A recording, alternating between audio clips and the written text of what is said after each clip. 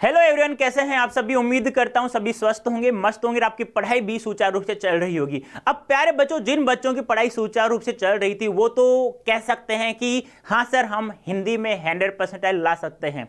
लेकिन जिन बच्चों की पढ़ाई रेगुलर नहीं हुई, या कुछ बच्चे ऐसे थे जिन्होंने डोमेन सब्जेक्ट में ज्यादा समय दे दिया, हिंदी लैंग्वेज को उन्होंने स्टार्ट से पढ़ा नहीं, अब वो सोच रहे हैं कि यार हिंदी में अब कैसे 100% लाएं। क्योंकि ऐसा तो हो नहीं सकता सभी सब्जेक्ट में आप 100% ले आओ, हिंदी में नहीं लाओ तो भी आपको प्रॉब्लम आ सकती है। मे भी ऐसी प्रॉब्लम ना आए, मैं तो ऐसी दुआ करूंगा आप लोगों के लिए। लेकिन प्रॉब्लम आ जाए, मान लो अच्छी कॉलेज हिंदी लैंग्वेज वजह से नहीं मिले आप लोगों को, तो ऐसा न हो, तो उसके लिए मैं आप लोगों को 10 दिन जो आपके बचे हुए हैं उसमें आप लोगों के पास 100% हो, ऐसा मैं आप लोगों को कुछ ट्रिक्स बताऊं, कुछ नुस्खे ऐसे बताऊंगा जिसको आप लोगों को अमल करना है और 100% लाना है। उसके लिए आप लोगों को सबसे पहले एक शब्द है वो अपने जीवन में उतारना है, नहीं है तो आपके जीवन में।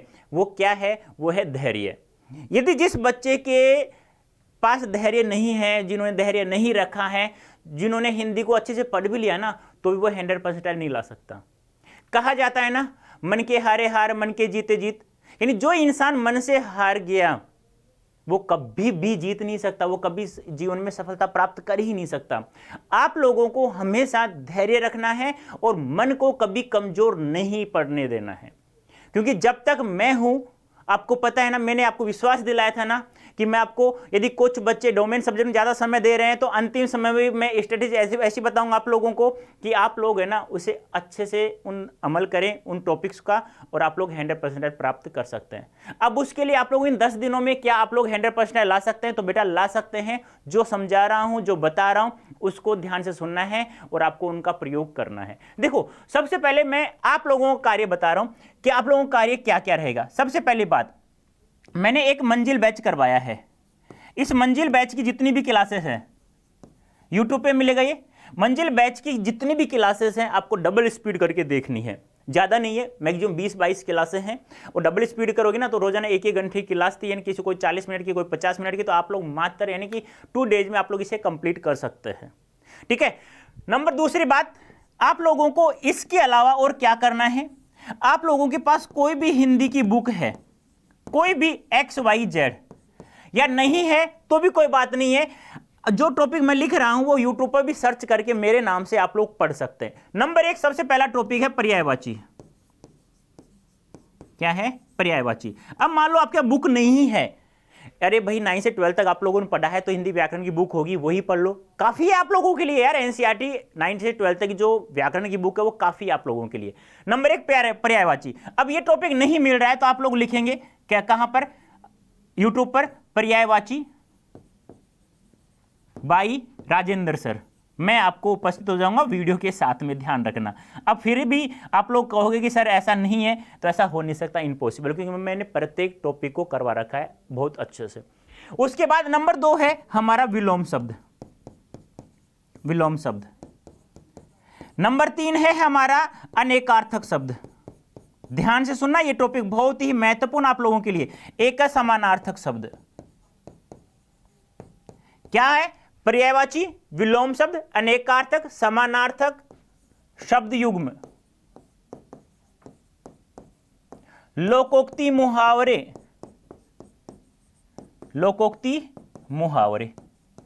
बस ये टॉपिक आप लोगों को ना जितना पढ़ो ना उतना कम है। मतलब 4-5 टॉपिक आपके ऊपर निर्भर करता है आप लोग कितना पढ़ते हैं। मैं यदि आधार भी पढ़ाऊंगा पर्यायवाची, जरूर नहीं है वहां से आ सकता है, नहीं है ना, लेकिन जितना पढ़ोगे उतना कम है। तो उतना आप जितना हो सके ना बेटा, जिस बुक से भी पढ़ने के लिए मिले, जहां से भी मिले, या यूट्यूब पर सर्च करना, मैं आप लोगों को पढ़ाऊंगा। मैंने बहुत सारी प्रैक्टिस भी करवा रखी है, वहां से आप लोग डबल स्पीड करके देख सकते हैं। ठीक है। नंबर 1 बात। नंबर दूसरी बात क्या है, मैं 10 मई को, ध्यान से सुनना, 10 मई को 4 बजे 4 PM कंप्लीट सिलेबस करने वाला हूं। कंप्लीट सिलेबस, हाँ, जितना भी सिलेबस है ना वो सब कंप्लीट करने वाला हूं 10 मई को 4 बजे। ये सेशन देखना न भूलें। क्या कहा? 10 मई को 4 PM हम लोग मिलेंगे, कंप्लीट सिलेबस मैं पढ़ाऊंगा। ऐसा नहीं कि फटाफट नहीं, जो जो महत्वपूर्ण टॉपिक होगा ना, जो जो चीज उसमें बताने की आवश्यकता होगी ना, वो सब मैं बताऊंगा आप लोगों को। ठीक है। उसके अलावा आप लोगों को क्या पढ़ना है? अब प्यारे बच्चों देखो, ये बात तो हो गई आप लोगों को खुद की पढ़ने की। अब देखो, एक छोटा सा पेड बैच है हमारे पास, मात्र कितने का, 400 रुपए का। कितने रुपए का है, मात्र 400 रुपए का है हिंदी का पेड बैच। पर्टिकुलर हिंदी का पेड बैच भी आप लोग परचेज कर सकते हैं। जैसे ही वो गूगल में अड्डा 24/7 टाइप करेंगे, आप लोग समझे ना मेरी बात, टाइप करेंगे, वहां से फिर हम लोग ऑल कोर्सेज में जाने के बाद में क्या करेंगे, अंडरग्रेड एंट्रेंस एग्जाम में फिर सीयूईटी में चले जाते हैं ना, तो व्यू ऑल करना है। अंत में क्या करना है, व्यू ऑल करना है। वहां पर हिंदी का पर्टिकुलर एक बैच होगा जिसमें आप लोग क्या करेंगे, Y551 ये कोड यूज करके, ये ध्यान रखना, Y551 ये कोड यूज करके मात्र 400 रुपए में यह हिंदी का पर्टिकुलर कोर्स आप लोग कर ही सकते हैं। मैं आपको गारंटी दिला सकता हूं, ये चीजें आप लोग अपना लेंगे अपने जीवन में, ये चीजें अपना लेना। मंजिल बैच पढ़ना है आप लोगों को डबल स्पीड करके, उसके बाद ये टॉपिक पढ़ना है, यूट्यूब पर सर्च करना टॉपिक बाय राजेंद्र सर, आपको मिल जाएगा। या एनसीईआरटी 9 से 12 तक की जो हिंदी व्याकरण बुक है वहां से पढ़ना है।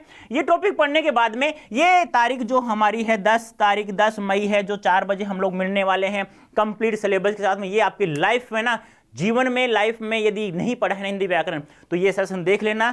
आप लोगों के मन में इतना हो जाएगा कि हाँ यार, अब मैं कोई भी सवाल आ जाएगा ना मैं आराम से कर लूंगा, ठीक है। उसके बाद आप लोगों को क्या करना है, एक पेड बैच ज्वाइन करना है आप लोगों को, मात्र 400 रुपए का है, हिंदी का पर्टिकुलर बैच है। इसके लिए आप लोगों को क्या करना होगा, Y551 ध्यान रखना, ये कोड यूज करना है आप लोगों को। फिर आप लोग आएंगे ना हिंदी में, तो मैं आपको वादा करता हूं, विश्वास दिलाता हूं बेटा, मैं आपको 100% दिला दूंगा। अब देखो, अब आप लोग क्या कर रहे हो, आप लोग कुछ बच्चे तो यहां रुके हुए हैं। एक तो क्या है आपके हिंदी व्याकरण है आप लोगों के पास, नंबर 2 क्या है आप लोगों के पास, काव्य शास्त्र है आपके पास, नंबर 3 है आप लोगों के पास हिंदी साहित्य का इतिहास है। ध्यान से सुनना मैं जो कह रहा हूं, हिंदी साहित्य का इतिहास, यही है ना प्यारे बच्चों, हिंदी साहित्य का इतिहास यही है ना। अब प्यारे बच्चों ध्यान से सुनना, अब यहां पे ना इसको छोड़ देना, बिल्कुल ही छोड़ देना, आप लोग बिल्कुल नहीं पढ़ना है। यदि अभी तक नहीं पढ़ा है ना तो बिल्कुल इनको भूल जाओ कि हमारे सिलेबस में भी है क्या, भूल जाना। आप लोग बस इससे ध्यान में रखना, क्योंकि 50 में से कोई भी हमें 40 क्वेश्चन करना है और 40 से ज्यादा क्वेश्चन आपको हिंदी व्याकरण से प्राप्त हो जाएंगे, ठीक है। तो ये स्ट्रेटेजी आप लोगों को अपनानी है। यदि फिर भी मैं कह रहा हूं 10 दिन में आपका 100% आपकी मुट्ठी में नहीं होना तो मुझे कह देना, लेकिन हाँ पेड बैच आपको ज्वाइन करना है, ये कोड यूज करके मात्र 400 रुपए का कोर्स होगा। तो प्यारे बच्चों कैसा लगा यह स्ट्रेटेजी मुझे कमेंट बॉक्स में करके बताएंगे भी। और दूसरी सबसे बड़ी बात कि आप लोगों को कौन कौन सा टॉपिक नहीं आता है, मैं 10 मई को वही टॉपिक पहले लेऊंगा, उसके बाद मैं आगे चर्चा करूंगा। तो प्यारे बच्चों अभी के लिए इतना ही, धन्यवाद, थैंक यू सो मच।